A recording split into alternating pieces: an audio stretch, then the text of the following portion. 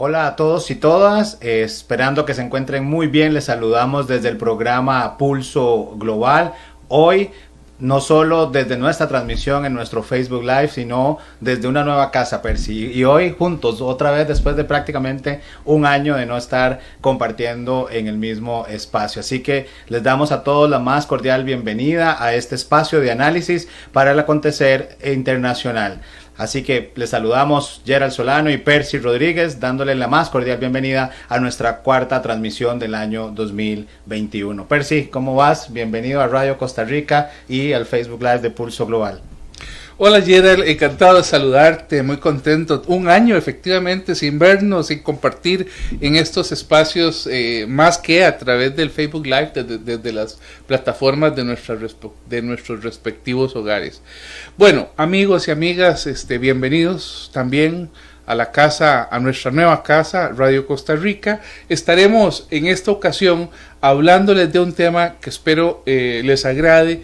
¿Cuál es el golpe militar que se acaba de dar en Myanmar, la antigua República de Birmania?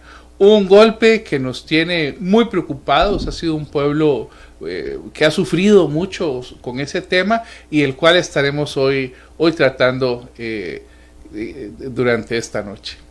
Así es, Percy, y antes de iniciar con nuestra primera, digamos, sección, quisiera aprovechar este espacio para contarle a nuestros amigos de Radio Costa Rica cuál es el formato de este espacio que hoy inicia en la radio. Pulso Global es un espacio de análisis de todo el acontecer internacional dirigido por Percy Rodríguez, quien es historiador, exdiplomático, especialista en relaciones internacionales, escritor, consultor, entre muchas otras tareas, y que hemos venido dedicando en el último año este espacio para que ustedes junto con nosotros analicemos lo que acontece en el escenario internacional e ir más allá de aquellos cortos que podemos ver tal vez en las noticias y hacer un análisis desde lo académico, desde lo técnico. Nuestros programas contarán con invitados especiales en los cuales dedicaremos prácticamente la totalidad del tiempo a escuchar y conversar desde estos distintos actores. En los momentos que estaremos Percy y yo analizando, tendremos brevemente un espacio para el análisis de un par de noticias con el objetivo de incentivarlo a usted que nos escucha y que nos ve por las distintas plataformas, que pueda entonces analizar las distintas acontecimientos del espacio internacional. Y hoy vamos a iniciar con una noticia, Percy, que traigo, que me parece que es un tema que ya hemos conversado en otros momentos en Pulso Global, pero que vamos a requerir también de darle mayor análisis, y es que hoy la BBC intitula "La distribución desigual de vacunas entre países ricos y pobres significará que el virus continuará propagándose y mutando". La carrera global por una vacuna contra el COVID-19 ha sido probablemente una de las más decisivas y frenéticas de nuestro tiempo. En menos de un año, farmacéuticas, gobiernos, aerolíneas, centros de investigación y empresas de todo el mundo se han unido en un esfuerzo común para materializar una vacuna que permita volver a eso que llamábamos normalidad. Sin embargo, pareciera que la distribución de estas vacunas está obviamente llegando de forma tardía a los países pobres, lo cual va a generar un reto, y de acuerdo incluso con la misma Organización Mundial de la Salud, esto podría desencadenar en mutaciones y en una propagación por mayor tiempo de la COVID-19. Así que definitivamente les invitamos a que puedan seguir esta noticia, puedan llevarle el pulso junto con nosotros y que nos dejen en las redes sociales sus comentarios o sus preguntas al respecto. Un tema que preocupa muchísimo. En Costa Rica se ha anunciado recientemente por parte del gobierno que las vacunas se atrasarán probablemente para febrero, finales de febrero, principios de marzo, mediados de marzo. Es decir, hay un letargo, si se quiere, se está deteniendo el proceso que se estaba llevando, y es un tema mundial a la hora de la vacunación, y eso preocupa bastante porque lo que está sucediendo es que ni más ni menos se está ampliando la brecha entre países ricos, como lo decías vos en la noticia, y los países en desarrollo. ¿Qué va a pasar? Bueno, sin duda, si no hay un frente común a la pandemia, un frente global, ¿verdad? Porque el tema tiene que abordarse de forma multilateral, no puede abordarse independientemente, podría darse una nueva crisis y peor aún, una nueva crisis donde se discrimine a las personas que viajen, que vengan o que estén en países en desarrollo como el nuestro. Bueno, otra noticia, mi estimado Gerald, que publica France 24, se llama o se intitula Myanmar, ejército bloquea el acceso a Facebook mientras crece resistencia contra el golpe de Estado. Es una noticia que tiene que ver con precisamente nuestro tema de fondo. Gran preocupación porque ha sido por Facebook, esta red social que es la más numerosa, la que reúne cerca de 22 millones de pobladores de Myanmar en relación a los 50 y pico, 54 o 60 que dicen que tiene Myanmar. De manera que, siendo la red social más grande, el problema fundamental tiene que ver con que ha sido el medio de convocatoria del gobierno electo que ha sido derrocado en este golpe militar para llamar a la población a manifestarse en contra de la represiva junta de gobierno. Este movimiento de resistencia civil, ¿verdad?, en contra de la junta, ha sido detenido por parte de los militares. Facebook no está transmitiendo a través de las plataformas locales. Hay gran malestar incluso en los personeros de estas plataformas que trabajan en las plataformas telefónicas y de redes en ese país, y de alguna manera se está viendo cómo el gobierno bloquea la información. Un tema que sin duda conversaremos en esta noche. Así es, Percy, y amigos que nos escuchan a través de nuestro Facebook Live de Pulso Global y de Radio Costa Rica y sus distintas plataformas. El día de hoy estamos conversando en vivo sobre el golpe de Estado en Myanmar, que procederemos a continuación a analizar y entrar en detalle. Así que les invitamos a todos a dejarnos sus preguntas y sus comentarios en nuestras distintas redes sociales. Y Percy, qué bueno que trajiste esta noticia, porque nos sirve por supuesto como una introducción al tema de fondo de análisis de este cuarto programa del 2021 y primero en Radio Costa Rica. Y es que Myanmar es un estado soberano del sudeste asiático que limita con India, con Bangladesh al oeste, con Tailandia y con Laos al este, China al norte y al noroeste, y con la bahía de Bengala y el mar de Myanmar al sur.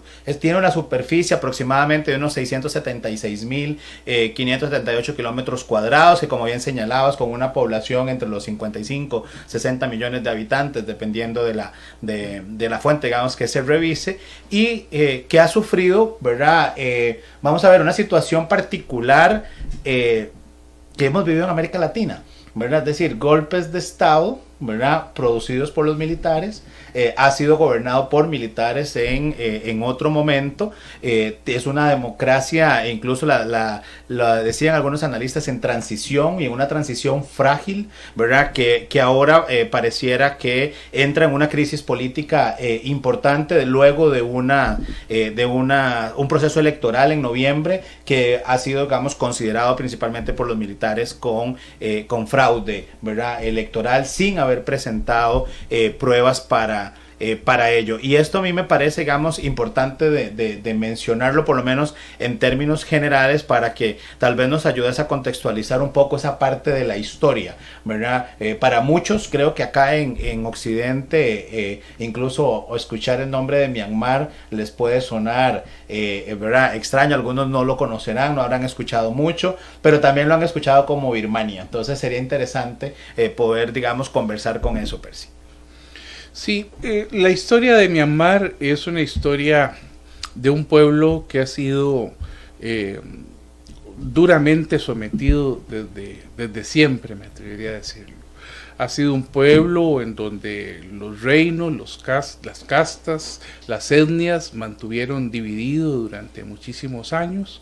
No es un pueblo del que se sepa mucho antes de tal vez del primer milenio después de Cristo, pero ha sido un pueblo que ha sido primero sometido por diversos intereses europeos. Primero los portugueses estuvieron tratando de derrocar gobiernos, de derrocar monarquías para poder tener lazos comerciales. Estamos hablando del tiempo de Cristóbal Colón, pero más para acá tuvimos al Imperio Británico allá por 1821, 22, 23, 24, tratando de tomar los territorios que hoy pertenecen a Myanmar. Es curioso porque mientras en Costa Rica nosotros nos estábamos independizando y estábamos tratando de formar nuestro Estado costarricense, en Myanmar apenas se estaba viviendo una colonización terrible por parte de los británicos que se dio a través de ejércitos, de guerras, de batallas en mar, de batallas en tierra, en donde finalmente los ejércitos del Imperio Británico fueron tomando esos territorios hasta anexarlos a lo que en aquel tiempo era la India británica, ¿verdad? Bueno, con el tiempo, cuando Myanmar se convierte en la famosa Birmania británica. El nombre de Birmania nos es más conocido de muchos de nosotros porque este tema de Myanmar es muy nuevo. En realidad fue una junta militar que tal vez hará unos 30 años le cambia el nombre a Birmania, que ha sido el nombre histórico, por Myanmar. No tiene aparentemente ese nombre mayor lógica. Lo que se ha dicho es que ese pueblo, que en 1948 adquiere su independencia, por 1989-90 decide cambiar su nombre de Birmania a Myanmar, que es un nombre más literario, pero que los dos devienen de la misma palabra, que son que es precisamente los Bamas, que son la etnia principal, los Bamar, que son la etnia principal que vive en ese territorio. Estamos hablando como de un 68% de la población birmana es una población de esa etnia de los Bamar. Aproximadamente unos 30 o más millones, ¿verdad? De ahí que podríamos entender que del nombre Bamar viene el nombre Birmania, que ha sido el nombre histórico, digamos, más correcto, pero la literatura birmana llama al territorio Myanmar como una forma literaria, una forma espiritual, si se quiere, y la junta militar, recordemos que después de que alcanzan la independencia en 1948, lo que vamos a tener es una serie de regímenes militares. En muy pocos momentos han tenido democracia. Como vos bien lo decías, logran una elección el año pasado, en noviembre, ¿verdad? Este año tienen que entregar el poder y lo que hacen es encarcelar a la principal activista, ¿verdad? A la persona que no pudo ser candidata precisamente porque le habían prohibido, tenía una prohibición con respecto a personas que tuvieran hijos extranjeros. Y Aung San Suu Kyi es ni más ni menos que una persona que había en el exilio, se había casado, tenía hijos ingleses, y curiosamente en la Constitución los militares adjuntan, ¿verdad?, que no pueden ser una persona que tenga hijos extranjeros, pues no puede ser candidata a la presidencia. Una mujer que había peleado toda su vida, pero bueno, hablaremos de ella en el contexto de esta noche. Sí es, Percy, definitivamente un tema bastante interesante que tal vez más adelante podamos hacer alguna relación con parte de la historia de América Latina y lo que podría eventualmente también representar esto. Vamos a ver, Suu Kyi, el partido, ¿verdad? Suu Kyi representa el partido de la Liga Nacional para la Democracia, el LND, que es el que ha venido, digamos, liderando esta transición que, como bien señala, será en los últimos prácticamente 10 años, ¿verdad?, que ha venido tratando de hacerse esta liberación, y que particularmente a partir, digamos, del 2015, que fue la, digamos, primera, ¿verdad?, elección, y que es considerada como la elección más libre y justa que ha vivido el país en prácticamente 25, 30 años, se esperaba ir consolidando en este proceso, en estos nuevos, digamos, procesos electorales electorales que, como bien señalabas, en noviembre del año pasado se van las elecciones y que correspondía hacer la entrega en esta, digamos, hace unos días. Y que en ese momento la Junta Militar, ¿verdad? Los militares toman el poder, ¿verdad? Alegando que hay un fraude electoral y que es un tema que por lo menos a mí me interesa, digamos, traerlo porque lo hemos analizado en este espacio de Pulso Global. Tanto te acordás con Vicky Ross, a quien le enviamos un saludo que nos está escuchando, lo analizamos con Alex Solís en su momento, cómo este deterioro en la institucionalidad de los Estados Unidos con el discurso de Donald Trump referente a los fraudes electorales sin presentar evidencia podría ser un elemento que se replicara en otros lados. Y entonces pareciera interesante que ya estamos encontrando el primer caso, que incluso un artículo en la BBC señalaba acusaciones trumpianas, ¿verdad? Y es porque precisamente los militares han señalado que hubo fraude electoral sin presentar una sola prueba, y la Comisión Electoral, la USC, ha dicho que no hubo fraude electoral y que el ND gana las elecciones con más o menos un 80%, digamos, de los resultados. Y entonces toman, ¿verdad?, el poder prácticamente por la fuerza, acusando incluso al mismo LD de acusaciones de temas de genocidios y demás, digamos, en el país. Y es que es parte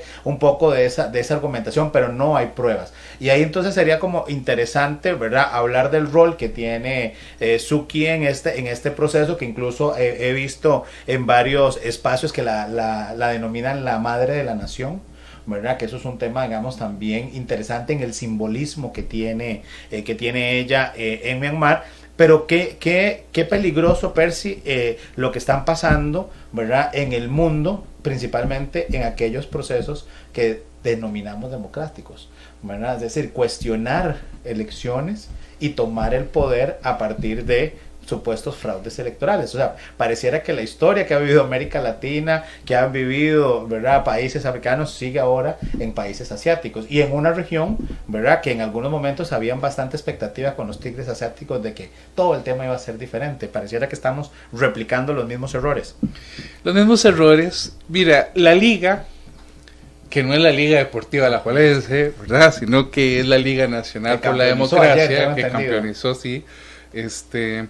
Bueno, la liga había venido ya ganando otras elecciones que los militares no habían reconocido. Es decir, pareciera que en la historia de Myanmar reciente, cada vez que hay elecciones, que los militares permiten que se den elecciones, pierden la elección e inmediatamente dicen que hay un fraude y encarcelan a todos los dirigentes, digamos, de la Liga Nacional de la LND. Bueno, ¿qué es lo que está pasando en Myanmar en este momento?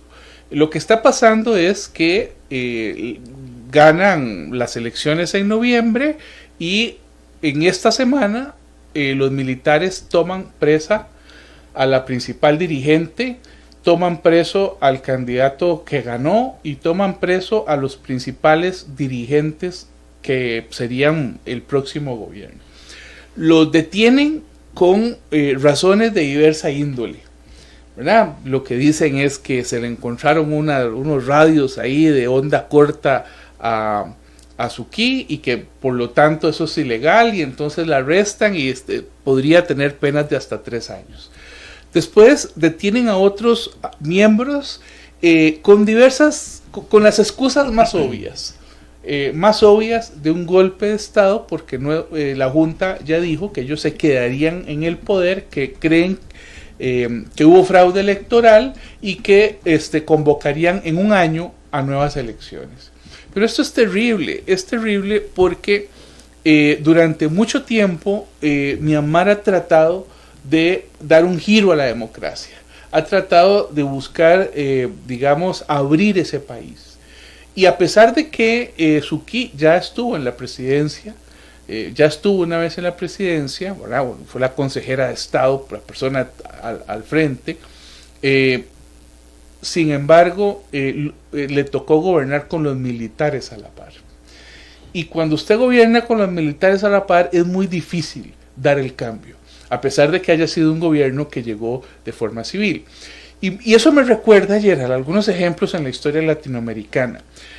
Uno muy cercano, en Nicaragua, Violeta Chamorro.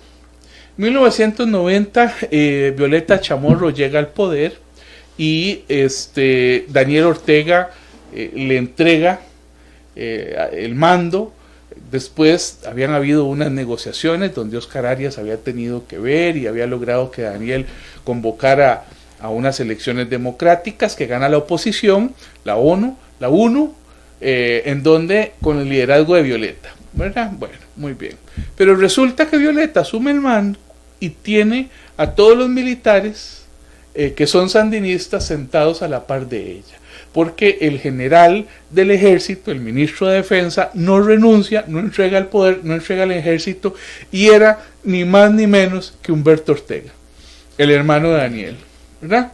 Entonces le toca gobernar con los generales a la par. Le pasó lo mismo a Napoleón Duarte de la democracia cristiana en El Salvador. Cuando Napoleón Duarte llega, ¿verdad?, en una especie de elección democrática, le forman una junta de gobierno con militares. No se los pudo quitar de encima. La primera vez, el primer gobierno. Es decir, le toca gobernar, hacer una transición después de 30 años o más de gobiernos militares y dar una transición hacia la democracia con mucha limitación, ¿verdad? En su primer gobierno. Ya en su segundo, pues sí logró dar el giro. Y la misma historia con Alfredo Cristiani en Guatemala, a la hora de los acuerdos de paz, porque le toca gobernar con los militares a la par. Y eso no es fácil, me parece que es parte de lo que Sucre le ha tocado vivir y que sin duda tiene que ver con lo que está pasando en este momento. Y ahí, Percy, es importante tal vez destacar que constitucionalmente los militares se garantizaron un 25% de la representación del Parlamento. Bueno, es decir, el 25% del Parlamento está en manos y en representación de militares. Incluso tiene algunos puestos, ya digamos, Secretaría de Interior, entre otros, ¿verdad?, digamos, de importancia, que también dificulta modificaciones, porque cuando estábamos analizando un poco esta primera parte, decías, bueno, constitucionalmente tiene prohibido Sucre ser la presidenta por tener hijos del exterior. Bueno, uno pensaría en el siglo XXI que una constitución limite la posibilidad de ser candidato o presidente por tener hijos nacidos en el exterior, pareciera de alguna forma, ¿verdad?, como que está fuera del contexto, ¿verdad?, contemporáneo. Suena hasta ridículo en algún caso. Sin embargo, es un tema legal, es un tema constitucional. Y algunos se podrían preguntar, bueno, ¿por qué no se hace la modificación? ¿Por qué no se ha hecho esa reforma electoral? Bueno, es que constitucionalmente también se requiere del 75% en algunos temas, como para este caso en particular, de los votos del Parlamento. Y si estamos hablando de que el 25% está en manos de los militares, hacer reformas constitucionales también en Myanmar es bastante, digamos, complejo en términos de cómo funciona el sistema, el sistema político. Aquí yo quisiera, digamos, señalar, Percy, el rol de los Estados Unidos. No sé si tuviste oportunidad también de ver las posiciones que han tomado China, que ha tomado Estados Unidos con respecto al golpe de Estado en Myanmar, y que en el caso de Estados Unidos hay una respuesta bastante rápida, ¿verdad? Hay una respuesta bastante rápida, un comunicado donde se llama a respetar el proceso electoral, a respetar los resultados de este proceso electoral, y que creo que lo hace el presidente Biden, ¿verdad?, con todo su equipo, digamos, de asesores, precisamente por lo que viene pasando en Estados Unidos, ¿verdad? O sea, ante los cuestionamientos en términos de esta institucionalidad y la transición del poder, resulta importante y resulta fundamental poder garantizar estos procesos. Algunos han dicho de que ha sido una respuesta muy pronta, sin tener, digamos, suficiente información. No obstante, creo que ahí hay un cambio de política exterior de Estados Unidos con respecto a una región que, como te decía, ha sido, históricamente de influencia, digamos, china, y que ahí China ha guardado, por lo menos de lo que he visto, digamos, de información hasta el momento, ha guardado cierta cautela a la hora de manifestarse con respecto a el golpe de Estado. ¿Cómo ves esa dinámica entre dos grandes potencias por un Estado que, si bien es cierto, en la región asiática es importante, por lo menos en la dinámica geopolítica no lo hemos escuchado en bastante tiempo? Estaba como por ahí en la historia. Mira, antes de entrar a ese tema, Tal vez agregar un par de ideas a lo que estabas planteando. Lo primero es que no te extrañe, Gerald, que en los próximos días nosotros conozcamos de que la Asamblea Legislativa, el Congreso, el Parlamento de Myanmar sea de alguna manera anulado. Porque la mayoría la tiene la liga, no la tienen los militares. Pues lo acabas de decir con ese 25% de los militares. Ya pasó anteriormente que cuando entró la Junta, lo que primero que hizo fue eliminar el Parlamento. Y al eliminar el poder legislativo, lo que hace es convertirse, digamos, en un poder absoluto. Entonces, eso lo vas a ver en los próximos días sin duda alguna. Ellos no van a permitir que sesione el Parlamento donde tienen minoría. Es decir, y donde además Suu Kyi tiene una mayoría abrumadora. Ahora, ¿por qué no han podido cambiar normas constitucionales como esa? Ya se intentó, de hecho hubo un plebiscito. Hubo un plebiscito hace unos años donde se quiso modificar la Constitución y sucedió exactamente lo mismo. El poder estaba en manos de los militares jugaron con la elección y pasó, me parece que fue el famoso terremoto de hace unos años o el tsunami, sí, que desoló prácticamente el sur de Myanmar, y cuando convocó la Junta a elecciones, dejó esos estados para hacerlo luego. Y luego lo hizo bajo las reglas de la Junta Militar. Entonces, en el plebiscito, la votación que sacó el gobierno en contra de la reforma a la Constitución fue aproximadamente un 95%. O sea, estamos hablando de cifras ridículas, ¿verdad? En un momento en donde la gente quería cambiar la Constitución. Bueno, vamos a ver qué pasa en estos días, a pesar del cierre que se ha hecho en las redes sociales. Hay una convocatoria, me parece, general a las manifestaciones. Ya se empezaron a unir los primeros maestros, todos los hospitales de los centros más poblados en este momento se sumaron a una manifestación. En el pasado, incluso a este tipo de actos violentos, los monjes budistas habían salido digamos, los monjes tibetanos habían salido en defensa, en contra de la violencia. Hubo alguna marcha donde cerca de 10,000 monjes que salieron en defensa de este tema. Ahora, ¿por qué planteas vos el tema de China y el tema de Estados Unidos? Y te agrego, Percy, antes de que respondas, Andrés Rojas nos dice: el problema de nunca acabar, mayorías oprimiendo a minorías, títeres en el gobierno que responden a potencias foráneas, y el tercero ausente, la ONU, como dijo Bobbio. Totalmente de acuerdo. Ahora, ¿por qué China tiene que estar con cuidado en el tema de Myanmar? Bueno, porque China es el principal socio comercial de ese país. Es decir, uno se preguntaría cómo es que un gobierno militar durante tanto tiempo se ha mantenido en el poder. El caso de Corea del Norte, ¿verdad?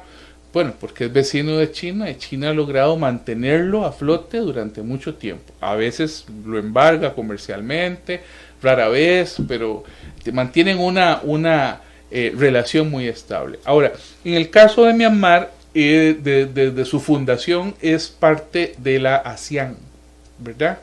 Que es la Asociación de Naciones del Sureste Asiático, y que ha venido desde hace bastantes años, por lo menos desde los años 60, desde su fundación, con participación en aquel tiempo de Birmania, la llamada Birmania, y que se ha aliado con países que representan el 11% del Producto Interno Bruto de toda la región asiática. O sea, de toda la región asiática, el 11% lo producen unos pocos países pequeños como Myanmar, ¿verdad? Que han tenido, se han relacionado, se han unido para comerciar entre ellos, y que han logrado que países como China, Corea del Sur y Japón integren lo que se ha llamado la ASEAN +3. y muy recientemente, incluso, bueno, unos 10 años, se contó con el apoyo de Estados Unidos, de Australia y de Rusia y de otras potencias. Es decir, pareciera que este grupo de la ASEAN le permite a la dictadura de Myanmar mantenerse a flote. En un país rico en recursos minerales, ¿verdad? Un país productor de jade, productor de grandes riquezas minerales, y que uno dice, ¿cómo es que en un país con tanta riqueza todavía la población viva de una agricultura que no le permite sobrevivir, porque tienen la tasa de vida más baja de toda la región? Así es, saludamos también a Marisela Méndez, quien nos está saludando en Facebook, a Laura Rodríguez, a Max Benítez y Sebastián González, a quien le enviamos un saludo hasta Carolina del Sur, en los Estados Unidos, que señala que otro país en el sureste asiático que ha sido víctima de golpe de estado es Tailandia. ¿Verdad? Entonces, lo que hablábamos precisamente, Percy, venimos viendo, ¿verdad? Una especie, ¿verdad?, de efecto dominó, ¿verdad?, en la región, con inestabilidades y con transiciones muy frágiles en términos de la democracia. Aquí sería interesante, Percy, que analicemos en este espacio un poco el rol de que decíamos de la madre de la nación, ¿verdad?, de Suu Kyi. Incluso estuvo presa, ¿verdad? Si no me falla la memoria, como por 20 años, ¿verdad? Fue una cuestión bastante particular, que desde esa misma situación la lleva a ganar el premio Nobel de la Paz, ¿verdad? Por su lucha para precisamente lograr consolidar un estado, digamos, democrático en Myanmar. ¿Qué más podríamos compartir con nuestra audiencia referente a Aung Suu Kyi? Mira, hace poco leí una noticia también de la BBC que decía algo así como de heroína. La Nobel de la Paz y heroína caída en desgracia, que ahora enfrenta un golpe de Estado. Así perfecto, lo intitula la BBC. Exactamente, y lo define muy claramente. Suu Kyi ha sido una heroína para todos los que hemos visto cómo dedicó su vida a pelear contra el ejército birmano. Recordemos que ella es hija de un patriota birmano que luchó contra el Reino Unido, que después negoció con el Reino Unido la independencia de Birmania, de la Birmania británica, ¿verdad? Un héroe nacional. Hija, bueno, ella tenía 2 años, su familia estuvo en el poder en esos primeros años, el papá fue asesinado, pero la madre fue embajadora en la India, en Gran Bretaña, en la India, también, me parece que en Bangladesh, y ella viajó, tuvo una formación en filosofía, en economía, en ciencias políticas, una formación muy rica. Conoció después a un académico inglés, se casó con él, tuvo 2 hijos ingleses y apenas pudo regresó al país. Desde que regresó al país fue arrestada, ultrajada, le violaron todos sus derechos, estuvo en la cárcel. No le permitieron ver a su esposo ni a su familia durante 10 años. En esos 10 años estaba encarcelada 2 años, salía, la volvían a meter otros 2 años. Y algo terrible, cerca de 15 años o más estuvo en cárcel, y durante todo ese tiempo su familia no podía verla, y ella tenía además una orden de una sentencia de incomunicación. Es decir, ella no podía comunicarse con nadie.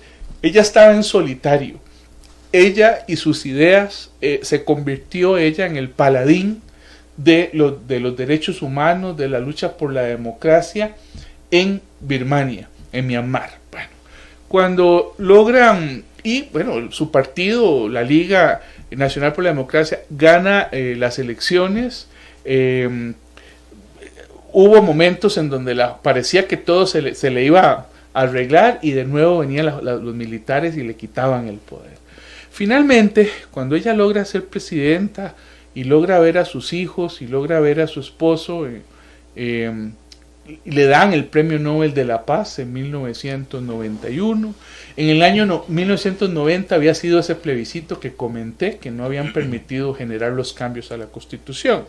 Pero a ella le toca gobernar con los más duros, es decir, con un ejército y con la misma junta militar que la había tenido a ella encarcelada durante 15 o más años. Entonces, ¿qué es lo que sucede acá? Lo que sucede es que en el tiempo en que ella ha estado al frente del país, cuando no ha podido ser presidenta, ha sido consejera de Estado, del poder detrás del trono, detrás del presidente. Cuando ha tenido ese poder,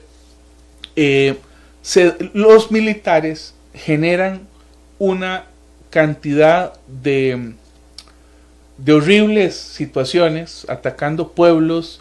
Vamos a ver, recordemos que es que Myanmar está compuesto por más de 350 etnias, sí. ¿Verdad? Es un país poliétnico, con muchísimas lenguas, con raíces culturales en la India, en la China, en Tailandia, en Bangladesh, es decir, es un país policultural. 350 etnias que además, muchas de ellas desde hace muchos años están en guerra con el ejército. Es decir, hay territorios que están tomados por guerrilla, por grupos guerrilleros que están tratando de derrocar a los militares desde hace décadas. Entonces, estos grupos digamos que han generado problema y desgraciadamente militares son militares, han atacado pueblos étnicos que no tenían mayor vela en el entierro, como es el caso de los Rohingya, ¿verdad? Los Rohingya vienen, es un pueblito, han tenido muchos de ellos que huir hacia Bangladesh, y se ha culpado a la consejera de Estado, es decir, a Suu Kyi, de no hacer una denuncia, más dura, de no evitar que los militares arrasen más de 40 aldeas en ese lugar. Es decir, los Rohingya han sido el pueblo étnico que más ha sufrido últimamente. No ha sido el único, están los Karen y hay otros grupos. Pero ese pueblo es el pueblo que incluso el ACNUR, el Alto Comisionado de las Naciones Unidas, recientemente, en el año 2017, ha denunciado. Con tan mala suerte que las denuncias han ido a parar a La Haya. Entonces hay una denuncia en La Haya, un juicio, no solo contra los militares, sino también contra Suu Kyi. Por eso es que se dice que fue una heroína que ha caído en desgracia ante la comunidad internacional. Pero a mí me parece que la comunidad internacional tiene que ser en este momento lo suficientemente atrevida para recordar que se trata de un golpe de Estado hacia la democracia, independientemente de que ella hubiese caído en desgracia o no. Y la comunidad internacional en este momento tiene que solidarizarse con una mujer que ha mostrado en muchas ocasiones una lucha fuerte contra la opresión de su pueblo, ¿verdad? Contra los batallones de violadores, como se les llamó en algún momento, pero que en el tema de derechos humanos, por esta situación de los Rohingya, ha estado en el foco oscuro. No sé si tenemos en producción un video que pudiéramos pasar. No lo tenemos preparado todavía.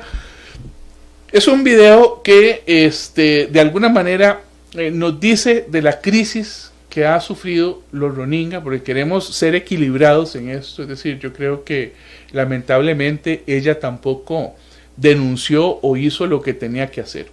Claro, uno lo dice desde acá, sentado en la comunidad de nuestro país, y la comunidad internacional lo dice también tranquilamente, pero hay una realidad, y es que, lo decíamos al principio, gobernar con los militares a la par es sumamente peligroso. Y me parece que a ella lo que la va a salvar en La Haya, en la Corte Internacional, va a ser precisamente este golpe de Estado. Es decir, este golpe de Estado demuestra que bueno, ella tuvo que moverse con cuidado y que desgraciadamente al final el ejército siempre se salió con la suya. Sí, ahí Percy, hay dos temas que yo quisiera, digamos, tal vez señalar en los minutos que nos van quedando de programa. Uno es en el discurso de toma de posesión de Joe Biden. Biden decía que la democracia es frágil, ¿verdad? Que la democracia es débil y que hay que que hay que cuidarla, ¿verdad? Es decir, que hay que buscar las acciones y la forma en que cada vez se generen mayores oportunidades y espacios, mecanismos que permitan fortalecer la democracia. Y creo que acá es uno de los, digamos, de los ejemplos internacionales que tenemos, tal vez en este caso para analizar, pero como bien señalabas, tenemos Nicaragua, tenemos, ¿verdad?, una serie de otros estados. Pero me llamaba un poco la atención cómo se ha venido hablando precisamente de cómo tomar el poder, decía en un análisis en Philip Robertson del Human Rights Watch, decía que tomar el poder por un año, como lo han anunciado, va a aislar a los socios internacionales, no chinos, ¿verdad?, dañando los intereses comerciales de las Fuerzas Armadas y provocando una creciente resistencia de millones de personas que colocaron a Suu Kyi, ¿verdad?, en el poder por otro periodo de gobierno. Y señala él que la medida pone a Myanmar en peligro de convertirse en un estado paria una vez más, ¿verdad? Y me parece que es una frase, digamos, importante de tener digamos, en la mesa y poder analizarlo. O sea, es decir, el llevar un proceso electoral y, como bien señalabas, poder gobernar con militares, poder, ¿verdad?, consolidar, es una tarea bastante compleja. Y más cuando estamos hablando que después de 50 años Myanmar estuvo en manos de militares y hacer esta transición definitivamente no le ha sido sencillo, ¿verdad? No se quiere regresar a un futuro, digamos, militar por parte de la población, y así lo vemos en las pancartas, y así lo vemos en las distintas manifestaciones que han hecho en estos últimos días. Sin embargo, precisamente la condición y las particularidades que acabas de señalar de Suu Kyi como líder hacen que también esa transición pueda ser, digamos, entonces compleja. ¿Cómo visualizar, ¿verdad?, lo que sigue? O sea, es decir, ella es considerada, ¿verdad?, prácticamente, ¿verdad?, un ícono, es un referente, pero deberá mantenerse, deberá haber un espacio para otros liderazgos. Ahí, digamos, queda un poco ese tema de cómo seguir avanzando para no, por supuesto, retroceder. La Junta Militar dice que va a estar por un año, ¿verdad?, a cargo del gobierno, y que dentro de un año van a convocar nuevamente a un proceso, digamos, electoral. Bueno, ¿por qué la ONU sobre esto, digamos, calla? ¿Verdad? Que ahí señalabas un poco que deberían de ser más atrevidos, que deberían de tomar liderazgo. Sin embargo, no es las Naciones Unidas que nosotros hemos visto en los últimos años con distintos temas, y otros, ¿verdad?, incluido el mismo caso de Venezuela, ¿verdad? Hemos visto violaciones de derechos humanos sistemáticas y pareciera haber silencio en estos temas, y eso lleva también muchos a replantearnos la necesidad de mantener estos sistemas tan grandes como Naciones Unidas, que al final para algunos no está cumpliendo su labor. ¿Cómo ves esta declaración de Phil Robertson de Human Rights Watch señalando que Myanmar corre peligro de convertirse en un estado paria una vez más? Sin duda. Sin embargo, a mí me parece que mientras tenga el apoyo de China, es decir, nos conocemos bien, China podría decir que se debe liberar a la oposición, podría dar algún tipo de razón, pero sabemos que los militares históricamente han sido apoyados por China. Es decir, China es el principal socio comercial, y se me olvidó decir el principal socio militar. Y es el que vende armamento a Myanmar, a los militares de Myanmar. Entonces, a mí me parece que podría alejarse nuevamente de la comunidad internacional. Ya había sido embargado en varias ocasiones. Recientemente había sido embargado por la Unión Europea, por Canadá, por Estados Unidos. Podría volver a suceder, pero va a contar siempre con el apoyo de otros países. De otros países que tienen gobiernos poco democráticos, como son los países que conforman en gran parte la ASEAN, ¿verdad? Es decir, en la ASEAN va a tener una serie de compañeros, si se quiere, ¿verdad?, de dictadores, que han llegado además por gobiernos no democráticos que lo van a apoyar. Entonces, lamentablemente, me parece a mí, los que van a seguir sufriendo va a ser la población civil. Estamos hablando de un país que tiene 13 veces la población de Costa Rica. Es decir, en realidad es grande, ¿verdad? Es un país muy grande. Y es un país además que ha sufrido, que la gente trabaja en la agricultura, en el arroz principalmente. Es un país que produce soya, pero es un país que históricamente tiene los índices de salud más bajos, los índices de educación más bajos de la región. Mientras, me parece a mí, los militares con todo este tiempo han tenido mucho dinero, mucho tiempo para hacer dinero, en un país con recursos minerales impresionantes. Bueno, y así lo dice parte de la población, ¿verdad? Que es un país con una estructura de gobierno que está pensada para beneficiar a los militares.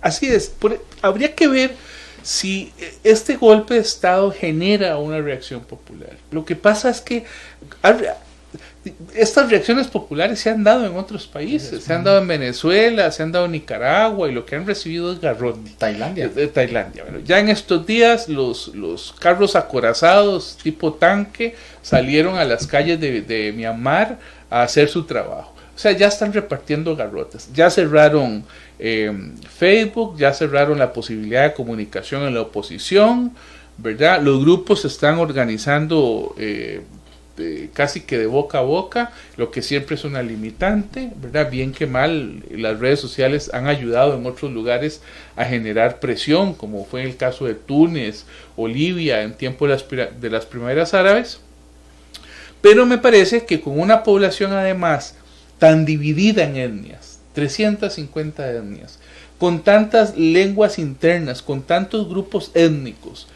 es cierto que la mayoría son budistas, pero hay que recordar que los Rohingya, por ejemplo, han sido de una población musulmana, y que eso de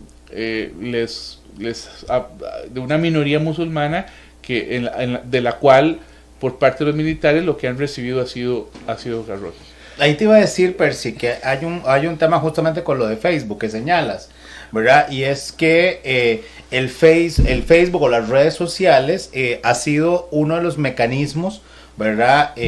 Más eficientes para divulgar no solo internamente y poder organizar a la sociedad para efectos de manifestaciones, para efectos de, digamos, de apoyo contra, digamos, este tipo de acciones, sino también para informar, internacionalmente, ¿verdad? O sea, muchas veces los regímenes que están en toma de poder y en escenarios tan convulsos como un golpe de Estado, muchas veces se cierra la información y desde Occidente nos es difícil, digamos, en nuestro caso, tener acceso a cierta información. Vos decías ahora, bueno, lo estamos analizando desde la comunidad internacional, nosotros desde Costa Rica en un escenario, digamos, diferente, pero con acceso únicamente a la información que nos está llegando, digamos, por medios. Entonces ahí me preguntaba, bueno, ¿qué podríamos ver similar a lo que fue las famosas primaveras árabes? ¿Verdad? Porque no he visto, por lo menos en Myanmar, que las manifestaciones hayan sido tan fuertes como lo fueron en su momento, por ejemplo, en Tailandia, pero pues como lo fue en Oriente Medio,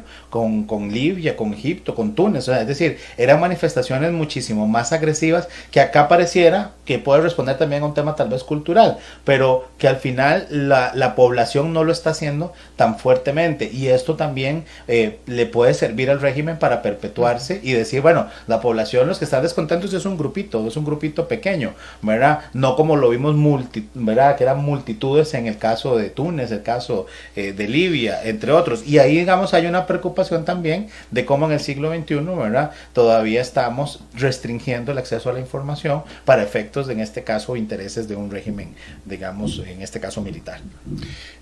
Lo que el gobierno de Myanmar ha transmitido son unas imágenes de unas pocas personas alrededor de un hospital, frente a un hospital manifestándose. Es el manejo de la información. Da la sensación de que, como decís vos, unos pocos se manifestaron en contra de la dictadura militar. Pero sabemos cómo las dictaduras manejan las elecciones, hacen aparecer las elecciones como democráticas, y esto es como un déjà vu de Venezuela, un déjà vu de Nicaragua, un déjà vu de los militares donde han estado, ¿verdad? Es decir, un golpe al final es un golpe. Usted puede pintarlo del color que guste, puede decir que fue porque encontraron unos radios de onda corta donde al otro lo culparán de otra cosa, y así irán tomando a todos, arrestando a toda la población de oposición, a todos los líderes de oposición. Pero un golpe es un golpe. La comunidad internacional se manifestará, pero me parece que no vamos a ver a la ONU, como decía uno de nuestros estimables colaboradores, que hacía un comentario en Facebook. No vamos a ver a la ONU en esto, de repente alguna resolución, yo no creo, porque contaría con el veto de China, ¿verdad?